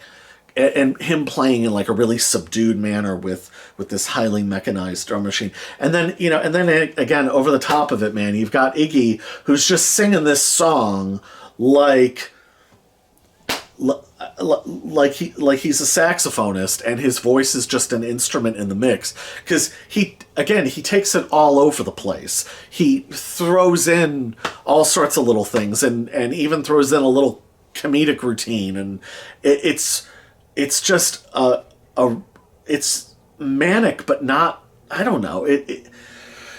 It's maybe that's what it is. It's high energy, but it's not manic because you really feel like he knows what he's doing, and so it's just a really cool, and also it's not as verbally dense as the songs on side one, so he has the room to kind of throw in more stuff and like fuck around and sing around the melody and treat it like, you know, treat it almost like a jazz singer would over this kind of sort of new wave Doors groove. So the next song is Bulldozer, and Bulldozer is like barely a song. It is a word I guess I'm just using a lot. I guess I'm fully committing to the use of this word. A phalanx of overprocessed, compressed guitars doing many things: noise generation, playing rhythm parts, little lead licks here and there. So again, is it Clem? Is it drum machine, man machine? Is it both? But a super just rigid and robotic. This album, or even like Run Like a Villain, I mean, it's almost proto-industrial music, except it's being played by people. Like, it's such a unique album. That's part of what's so cool about going into the world of this album. And that's what a great album does. A great album, you know, didn't Jim Morrison say that? Like, albums are the modern novels, and should function that way, right? Like, I added that last part, but you know what I mean? Like, the great albums do function as novels or movies, even if they aren't telling like a linear story. I mean, it's not necessarily there's concept albums that like tell a story, but then there's concept albums that you're watching this fucking movie and you're just taking in all the sounds and ideas and images and that's what this is. So it's a very, very, very simple riff. But here's the thing, you know, Iggy's done a lot of freakouts. He's one of the master of freakouts, right? So after you've done a lot of freakouts, like, you've got to find new ways of freaking out. And god damn it, the man, because he's a highly functioning performance art genius, Iggy, god damn it, figures out a way. So you think about, like, this is like one of like the great high end shriekers. You think about those Stooges records, right? And like, he barely uses his higher range on this song. It's all growling, gruff, low screams, and it's like a giant clam. And it's such a weird performance because it never goes fully deranged. He bursts out into laughter at one point and then tries to incorporate the laughter into the performance. There are less words on this song than even on the first Stooges album. It's just like a reduction. It's like a reduction of his voice. It's a reduction of lyric. It's a reduction of even the idea of a song. It's certainly a reduction of the band, of the idea of the band being powerful, because it just sort of lurches, it lurches, but it also is not slow either, if that makes any sense. And it's just, again, the album is sort of itself is sort of coming apart, and Eat or Be Eaten was kind of, the entryway at the start of side 2 into this, as the album comes apart more and more, and just dismantles itself in front of you. The next song is Platonic, which is kind of the most, I suppose, fully written song, or the most kind of normal song on this record, which has an odd placement then in the middle of side two, as the album is sort of dismantling and foreshadowing continues to dismantle. But I don't think that it would have fit anywhere on side one. And yet I think, what on the surface is maybe a love song, or again, reflections of woman, maybe these love songs are more about impressions of the images at the Haitian art exhibition, because what makes me think that is the really fucking outstanding lyric. Iggy just does so much with so few words. I mean, that's just part of the genius, and right from the beginning with him on that, but the coronation when she walks by, even though if it's private, just you and your mind. God, that's a good lyric. But is that not the impression of looking at a great work of art and being moved by a great work of art, and projecting yourself into the scene in the painting? So, great, beautiful jangling guitar. This is Chris Stein's definitely playing bass on this, because it has a nice buoyant, discernible bass line. This is largely kind of a bass-free record. It's just and nice kind of spacey new wave synths to contrast against the jangling guitars. This in a different universe with a different with a different vocal style, this maybe could have been a hit or on a movie soundtrack or something. Maybe not a hit, but it could have been played on solid gold. Like, this maybe could have been a Blondie song in an alternate universe. Like, you could see Debbie Harry singing this, and it would be cool. But yeah, otherwise, I mean, it's just a really, really beautiful song, and Iggy does great things with it, and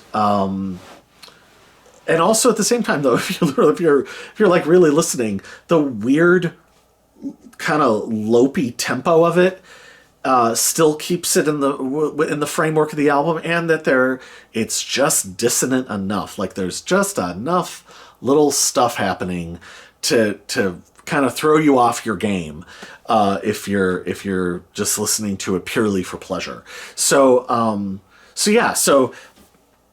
fantastic song. I think, ultimately, after listening to this record many times, like, I think it sits comfortably on side two. In the same way that Cookie McBride, you need a little bit of comic relief. A beautiful new wave-ish song is nice to have at this point in the album.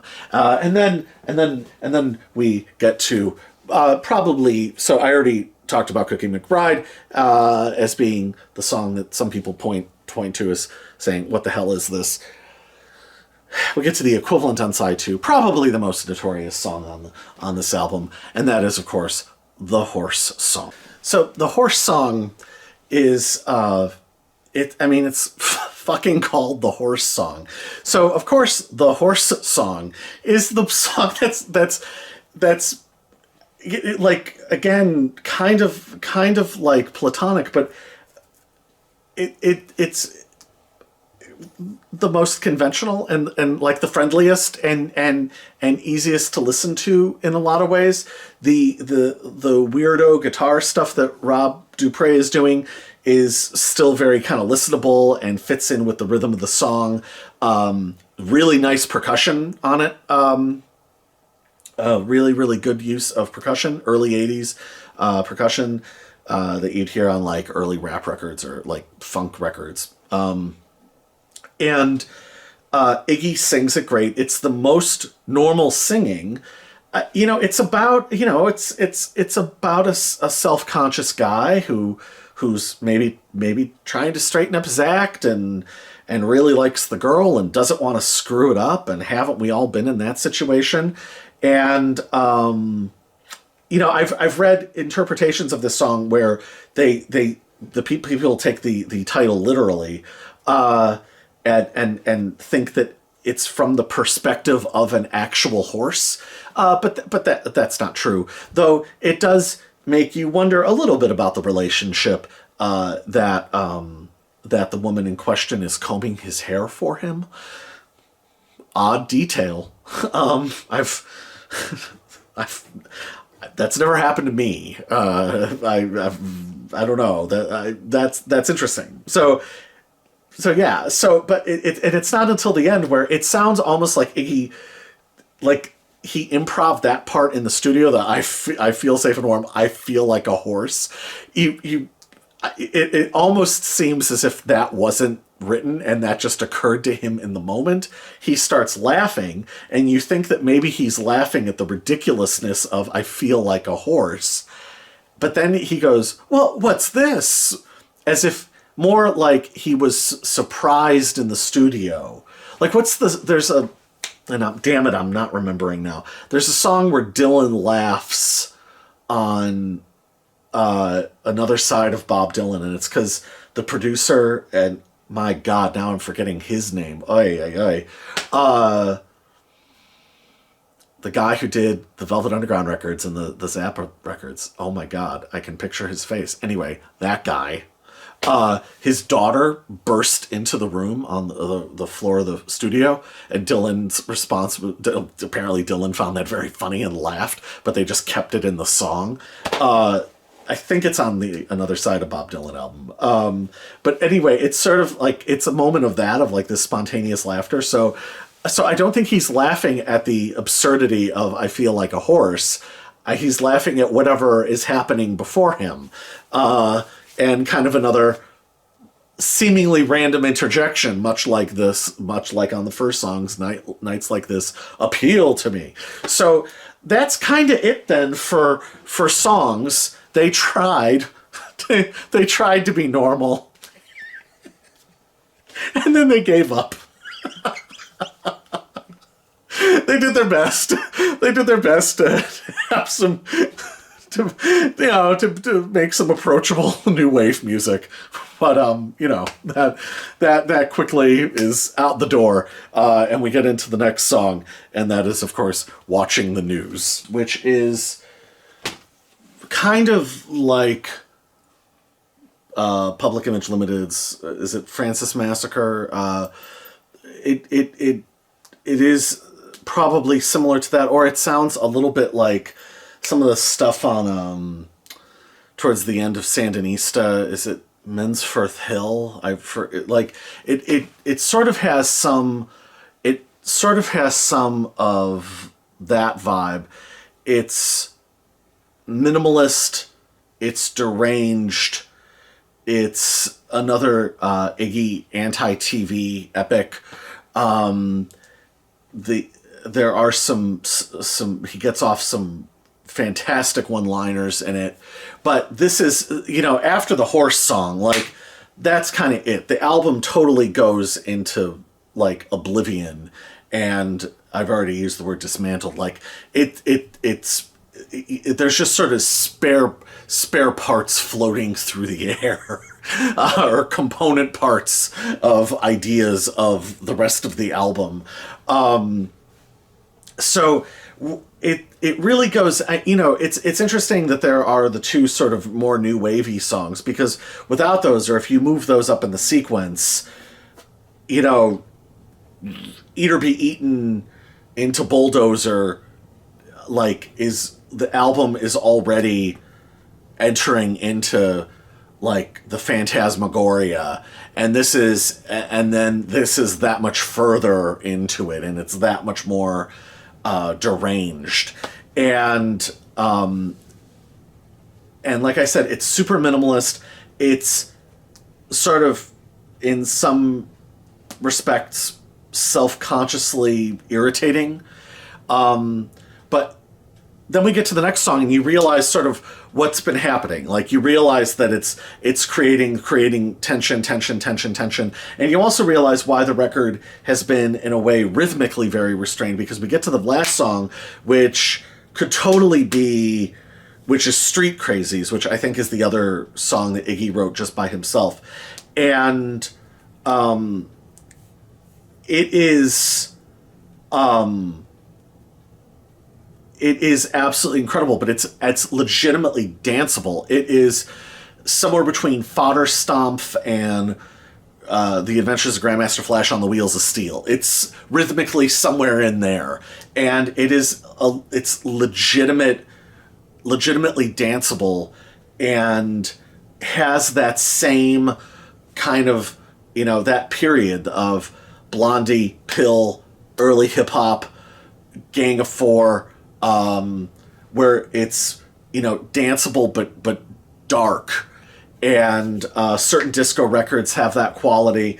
It's that, and it's awesome and really, really, really compelling, and kind of almost like you're off the sound stage and like you are on the street. You are in a third world country, or you're not familiar with the language, or and in this song and watching the news, Iggy's social critiques, societal critiques are really interesting and thought-provoking, and right on in a way that a lot of times he's kind of unwilling to be, because he's like with I'm a Conservative, he's not coming at it from, there's no wink to the camera, and so that's fully, to use a phrase that he used, the theater of madness, right? So the Street Crazies is just, it ends the album. It's already been sort of mounting in its lunacy, and it's pure phantasmagoria, and it's more of just a chant. There's not really like structured verses or anything, but it's hypnotic, it's wonderfully repetitive, and it's just fucking awesome. And Iggy's voice, there's a lot of delay on Iggy's voice, so there's multiple Iggy's, and it's just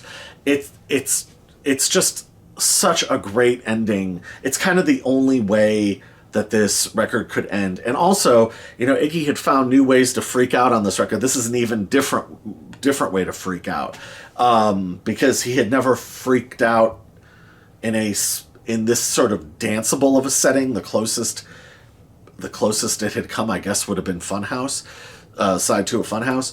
But this is a whole different, this is a completely different vocabulary than that record.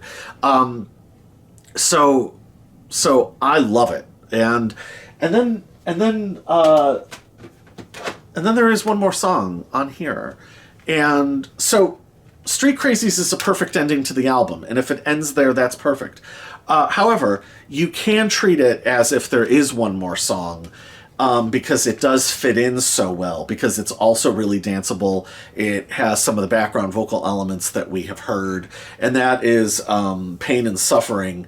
It's another sort of continuation. It's halfway between Bulldozer, the deranged Bulldozer, and the I'm a Conservative Mr. Dynamite from Soldier, maybe with some bang bang thrown in, and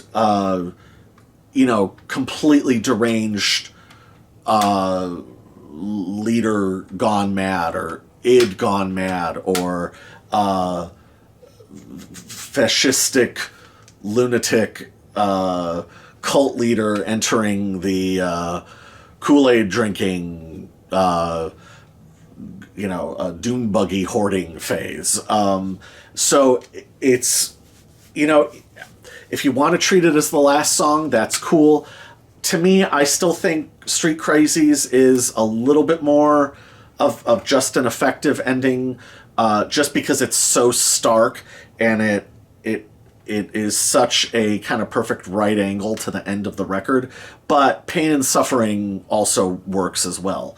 And that's it for this incredible album that is really unlike anything else. I love this album. It is truly a wonderful work of art. Now,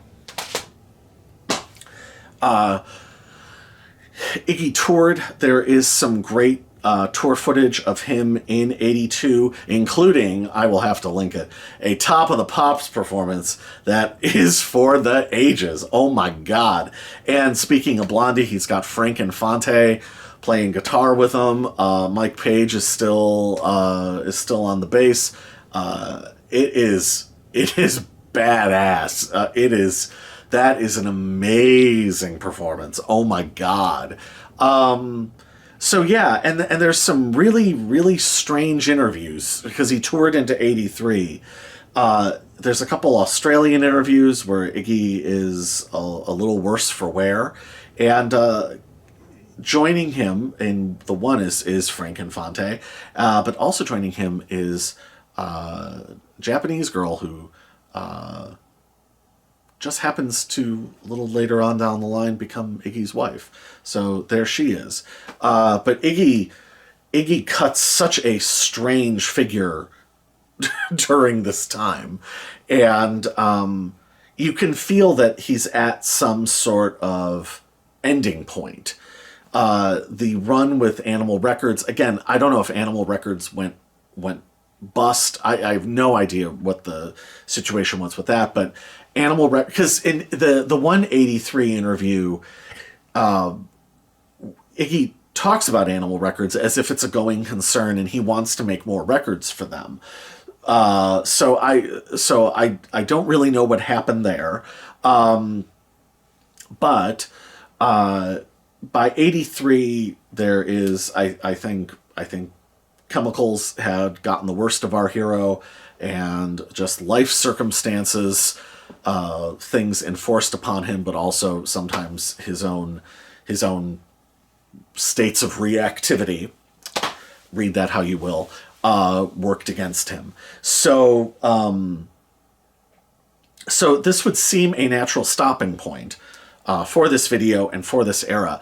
Yet, however, there is a fascinating little epilogue. So I could totally easily end it with Zombie Birdhouse, and Iggy went on something called the Breaking Point tour, and that's it kind of just ends in a ends in a heap. And however, that's not where I'm going to end this, because there is more to the story. In the 1983 interview that I referenced, Iggy is very manic, and he looks wrecked. He just looks like a wreck. And yet, boy is he smart, and boy is he articulate. And this guy knows what he's doing. This is not somebody flaming out. This is somebody trying to survive. And in 1983, so let me tell you, people, I turned this place fucking upside down. I had originally pulled the CD to re-listen to it, and I have turned this place upside down. I pulled it like a few weeks ago. I cannot find this goddamn thing to save my life. I have on the other side of this camera, I have turned it upside down trying to find where I put this thing, and I cannot find it. But in 1999, there was a release of semi-dubious legality called Nuggets. And I will say, and I actually don't have this, but it is up on YouTube, so you can go find it. There are remastered versions of this that are much better sounding on the Easy Action release, Where the Faces Shine Volume 2. They are on disc 3. Iggy went to Boston in 1983 and recorded 3 songs with Ric Ocasek. I hunted high and low for what was available online. I cannot find musician credits, so you'll just have to forgive me. But Iggy and Ric Ocasek produced 3 songs. How in God's name, like I wish that they had made an album, because oh my God, it would have been the logical extension of Zombie Birdhouse. It would have been the next phase. And, I think that I often wonder if God forbid, if these recordings or if Zombie Birdhouse was the last stuff that Iggy ever did, if something, God forbid, had happened to him, or he had just walked away and said, I've been kicked, I've been, hit in the teeth too many times, I'm sick of this shit. And he did a Syd Barrett and split. I sometimes wonder how the world would view Iggy. I wonder if he would be viewed as a Syd Barrett or Jimi Hendrix like visionary, like some sort of seer from another world or something. Because it would be a hell of a way to end. And when he started resurfacing, and at some point I will get to those records, he temperamentally, but also in terms of content in a lot of ways, he was a very different artist after this point. So as an epilogue, these songs are absolutely phenomenal. The first, so they're in a different order on Where the Faces Shine. I'm going to go with the Nuggets order because I think this sequence is actually all the more dramatic. It opens up with Fire Engine. So this is 1983. This basically, Rick and Iggy and whoever the hell's playing on this, there's some fucking bonkers, amazing guitar playing on this record.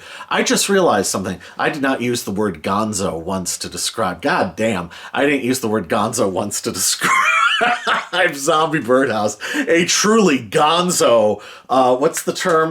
Going bamboo record. I can't believe. So to Edwin Canestracci again, I will put every time I shout him out, I will put a link because he deserves it, because easily my favorite channel on YouTube. And he was gracious enough to shout me out, and generous enough to shout me out in his at the end of his 3-part Lou Reed trilogy, which was really, really cool. So thank you. And go watch his videos because he's the man. So anyway, I didn't use the word gonzo once. God damn, because that is it's a gonzo record. Edwin is fond of the word gonzo. That's the connection. I just realized.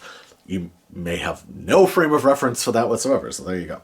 So anyway, these Fire Engine is. They basically invented wax tracks. Like, they basically invented the Revolting Cocks. Like, it is fucking manic. It is kind of like, like the band in Fire Walk With Me, it's sort of like no band sounds like that. Like, no band would ever play like that. Like, it's just so fucking nuts. And it's like David Lynch's vision of a rock band. Like, or a blues band. Like, this is what it would be like if David Lynch was producing a rock record, like, and like you can picture him like pushing Ric Ocasek out of the way, saying like, more drive, like, because that's how this it is fucking ridiculously intense. And just scalding. The super lo-fi sound only enables that effect. But seriously, this shit is like, how did this just not birth wax tracks or Front 242 or any of that stuff, like KMFDM? Like, how this is it. Like in the same way that like the Stooges just sort of invented hardcore with I Gotta Write, with all due respect to the middle class and the Bad Brains. Like, I Gotta Write is that's it. There it is. Like, they just dropped a genre out of fucking nowhere because they're the probably the single greatest rock and roll band that ever lived. Like, there it is, ta-da. And it's just a fucking outtake before the third album. Fire Engine is as thinking far afield. And Iggy it's just such a demented performance with demented, grotesque horror movie imagery and humor, because like at one point there's like the weird, I don't even know if it's a guitar or a synth or who can tell, and Iggy's like, that's the bell. It's so fucked up and unbelievably awesome and amazing. The next song is Warrior Tribe, which would be sort of a continuation of the zombie Birdhouse ethos, but again, like it's slightly more melodic. It's much slower, and it has more sort of understandable guitar playing and whatever, but it's still, and all these songs are like 5 minutes. They're all just like these big slabs they're just big compositional slabs. They're not even like songs. Like, fuck. And so, again, it's amazing. It's just this weird universe that you enter into, and like lamenting the watering down of the bloodline of the warrior tribe and stranded in America, presumably.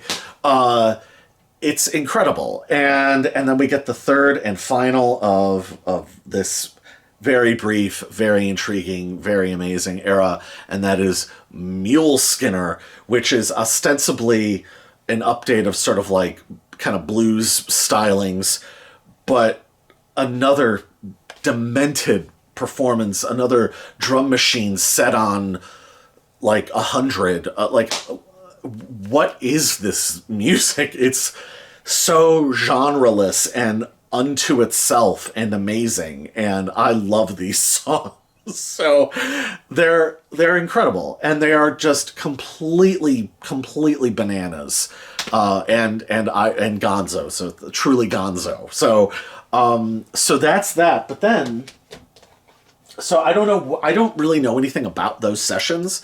But Iggy was, living in LA. He was trying to clean up and sober up and get it together, and he didn't have a record deal whatsoever. So he was down and out and trying to get things together to make things happen. So it's now 1984, and Alex Cox, the director, was making one of the truly great movies of the 80s, Repo Man. Even though I was a child, even though I would have been 12 when the decade ended. Is that right? I think it is. 12, right? It is one of the films that, to my mind, truly captures what it was like to be alive in the 80s. Another one would be Raising Arizona.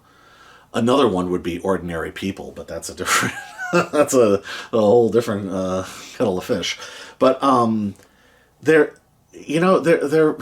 the feeling of the 80s, the sort of desolate feeling, this is it. This captures it. And the rows of generic cans it's perfect imagery.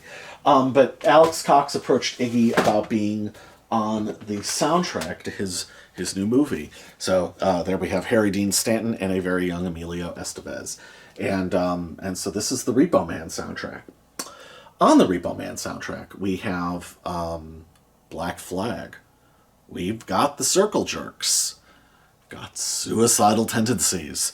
Also, you've got the Plugs. Let's Have a War by Fear. God damn. The Plugs are good. Nothing against them, but, like Circle Jerks, Black Flag, Suicidal Tendencies, and Fear, it's about as good as it gets. Iggy has the first song. He has the title track. And Iggy wipes the floor with them. So you have these bands, some of them at their peaks, and Iggy takes them out. He takes them out with the first song. Ostensibly, the song was produced by Danny Sugarman. Danny Sugarman wasn't a producer, so I'm not really sure how that all worked. But Danny Sugarman's the producer. But it was done in L.A. Was it done at Cherokee? I want to say that it might have been. So I think it was done in the same room that Station to Station was done in. I think. Don't if I'm wrong, don't hold me to that. But the one-off band is absolutely perfect. So kind of in the same way that Neil Young, when he was on Saturday Night Live in '89 and was with the Expensive Winos rhythm section and Poncho, and they did that "Rockin' in the Free World," and it's like it just like explodes out of nowhere. Like these guys sound like they've been together for 10 years out of like, and then like that lineup never plays together again. This is kind of that. It's that lightning in a bottle shit. So Clem Burke is back on drums. So it's Blondie's rhythm section because it's Nigel Harrison on the bass. Nigel Harrison had played with Iggy before. If you ever, and this another Danny, and he'd worked with Danny Sugarman before. The famous, what is it, The Sacrifice of the Virgin, whatever the hell that is, the performance art piece that Iggy did in 74, 75. I'm sure you've seen photos of it, where Iggy slices himself up, and then Ron Ashton, in full Africa Corps gear, comes out and flays him with the bullwhip. That performance that I'm sure you've seen photos of, the bloody chest of Iggy. There's a photo that night of Iggy taking the first shot at himself, first swipe of the blade, and if you look behind Iggy, so like right here, if you like, there's an appalled face. That appalled face is the appalled face of a young Nigel Harrison pre-Blondie. So pull that photo up and look closely at it, because he doesn't know what the hell he's just gotten himself in for. With this deranged lunatic slicing himself open. So yeah, so that was Nigel Harrison's previous gig with Iggy. But then the guitar player, Iggy was getting sober and pulling it together. He happens to meet somebody else who was also in LA and getting sober and pulling it together. And that was motherfucking Steve Jones. That's Steve Jones. You know who he is. So fuck, man. So Steve Jones is the guitar player on this thing. And Steve Jones and Iggy, and whenever I talk about those records, Iggy and Steve worked together a lot going forward. But this was the first thing they did. And so it's the song Repo Man, title song. And it is Iggy's best straight-ahead rock and roll song of the 80s? Yeah. Iggy's best song of the 80s? Yeah. The best song from any of Iggy's peers from that time period? Yeah. Given that this is 84, Lou Reed wasn't that good again until New York. Neil Young had a bunch more years in the wilderness. Dylan wasn't gonna. Dylan wasn't gonna, because that post-states infidels. And Bowie, it was gonna be several more years for Bowie. Iggy wipes the floor with his peers. The Stones were never that good again. Is it one of the greatest songs of his entire body of work? Yeah. One of the best songs from the whole of the 80s? Yeah. Is it one of the greatest rock and roll recordings ever made? Yeah. Yeah. So I cannot describe it as essential enough. And if you haven't heard this song, I cannot implore you enough to go and fucking listen to it. And when you're done listening to it, listen to it again. And then when you're done listening to it, go in your car and put it on and drive real fast and listen to it 4 or 5 more times. And then stay up till 2 in the morning and listen to it for an hour. Keep going with it, Um, so, first of all, I have to say, Clem Burke, I salute you. It is the drum performance of a lifetime. He plays as if his life depends on it. It is one of, I'm gonna fucking say, it is one of the best rock and roll drum performances ever, ever, ever, ever, ever, ever, ever. He is fucking amazing on it. And then there's Steve Jones. Steve Jones, great sound. He's Steve Jones. He's doing the Steve Jones thing, except I don't know if Iggy told him to do this or if he came up with that. I don't know, but Steve plays melodic guitar lines that are driving along, and this is 84. This is the only person who was doing that I can think of would have been the Wipers. He basically all but invents what Dinosaur Jr. would be doing in a couple of years. He basically all but invents, because there's a sort of Middle Eastern, I guess, tonality to what he's doing. And so he basically all but invents what the Pixies and Jane's Addiction and Nirvana would be doing on Bleach.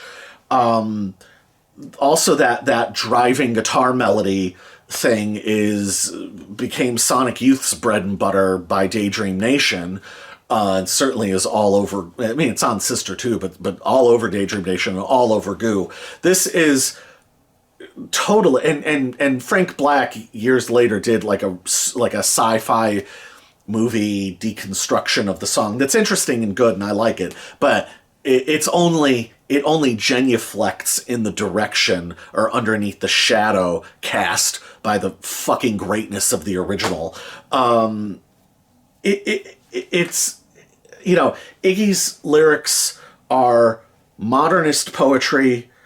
They are, but it's also he said that he was trying to write it from the point of view of Emilio Estevez's character. It has the frustration of youth, but it also has the frustration of a man who has lived through a lot of garbage and lived through a lot of interference and has lived through a lot of having to stare through the corruption of the world.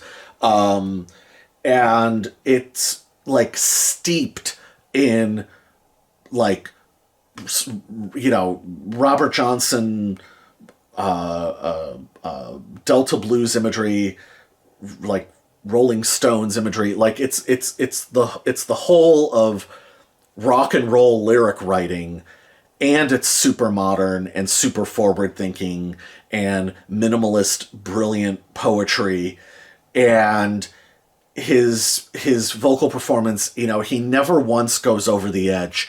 He never goes into full freak out. He doesn't do what he did on 1970 or Funhouse or on Shake Appeal or Death Trip. He doesn't go there. Instead, he keeps it pitched right on the fucking edge the whole way through, and it's still cathartic and satisfying and brilliant. It is an amazing. He lets the songwriting carry it over the edge. And doesn't even need to go into histrionics. It is an absolutely hypnotic, genius performance, and there's weird like percussion overdubs. It sounds weird and thin, green, metallic. It's totally unlike anything else. It's fucking amazing. It's totally prescient, visionary, forward-thinking, creative genius stuff. And I just, it has never once failed to move me. And unfortunately, because it's like tied up with the film stuff, like it's not really on his greatest hits. It's not really on compilations. Like you have to go seek it out. But good Lord Almighty, is it worth seeking out? Unbelievable song. One of the best songs of the 1980s. One of the best rock and roll songs of all time. And he touches on what had happened to him in Haiti and getting having a bad run-in with a medicine man, and it's it just summarizes everything he'd been through, and he survived it. You know, he got out through the other side, and it's the perfect capstone to this era because it's avant-garde. It's you know, did new wave even really exist by 84? But it's forward thinking to the whole rest of the 80s and 90s, because it's very 90s too, right? Brilliant stuff. It's the capper on an amazing era, and if that had been the last thing that Iggy had ever recorded, it would be one of the most like definitive, ultimate genius. Who the fuck is this? True, like the living avatar of rock and roll, the true like living embodiment of what comes after, you know, Little Richard, Jerry Lee Lewis, Jim Morrison, and James Brown. You know, the ultimate, like, you know, as Henry Rollins calls him, the heavyweight champion of electric music. So, and boy does he more than live up to the title on that song. That would be his Rumble in the Jungle. So yeah, amazing stuff. I love Iggy. You should love Iggy. I'm sure you do. If you don't, go check this stuff out. I mean, he's one of the greatest fucking artists. He's one of the ultimate to treat rock and roll as a true art form. So, you know, my admiration for him is up to the skies and beyond. So, you know, at some point I'll be doing, like I said, I want to do all of his records, and at some point I will do more. Not sure when. I have so many different ideas for stuff I want to do, and all of these, unfortunately, take me way too long. So, yeah, I initially thought I could bang these out, but I'm just incapable of that. So, so anyway, you know, hope you're doing well out there. I've picked up a few more subscribers. Welcome. Thank you. I really appreciate it. And, you know, yeah, hope everything's going well. And, you know, like, comment, subscribe, all those YouTube things. And, otherwise, I shall, see you next time. Bye. You just finished watching Rich Talks Records.